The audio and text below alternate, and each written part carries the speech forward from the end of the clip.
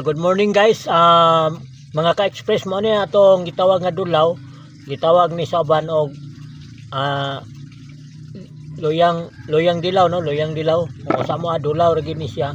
So gihiluan ni kay pwede kani nga tambal sa mga kanser daghan sakit matambalan ni usa ni. Nay makatestimony mismo ako misis makatestimony ani.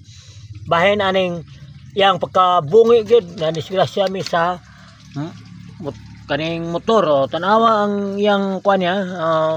So muni yang simod guys na bungi ginig maayo unya karon na uli-uli ana piti gini kubaga na tulog gini kabahan ng yang bungi sobra purgada agad nahiwa gini kay namumu sa batok dia git sa the Prince Highway kay ni sigsag motor. So siya makaistorya ani siya pag inom ani kini siya nga dulaw imo ni siyang kodkoron din ang duga ani imnon muni ang giinom niya guys nga mga ka-express nga na kuan gyud na epektibo gyud kayo.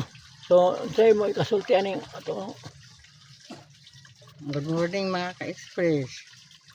Ako maistorya ani sa pag-inom na ko ani nga dulaw sa kabaso kong giinom wala ray semana nga ko ang samad sa kuang nawong sa pagka-disgrasya na ayo. Wow naman! Salamat ako nga na ako'y daghan tanom aning dulaw.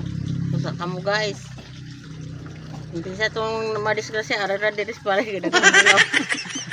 Mana siya, nakayong dugaro, pwede ginakuha na dyan, nasamad na karon naulian na padoktor na mo ni siya, gitahe, dire na naman nagipaulit sa balay, wala naman nag-admit. Tungkol sa kuha na kay nag-duty man po mi siya sa spa niya wala gid ka trabaho ako na lang gid nagtrabaho guys nga resulta malangan-langan pagyud ko kay naidaghan kayong labhonon makita ni mong labhonon piting daghana gamay ra na guys kung makita nimo di sinako ang labhonon di sa balay tungod kay wa nay makalaba nya ako na lang gid usaang mo trabaho ani. So muni tabo napay among tubig o putlonon na kay wala na may kabayad. Hapit na putol pero makabayad na gapon samtang buhi pantaw. So mo na siya amo ang kon pakit-on ta mo sa among bulingon sa sulod.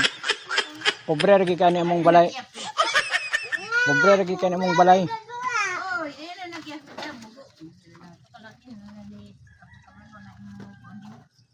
Peting naghana peting naghana gyud. So mala na guys kana siya nakuha na nagkatunga.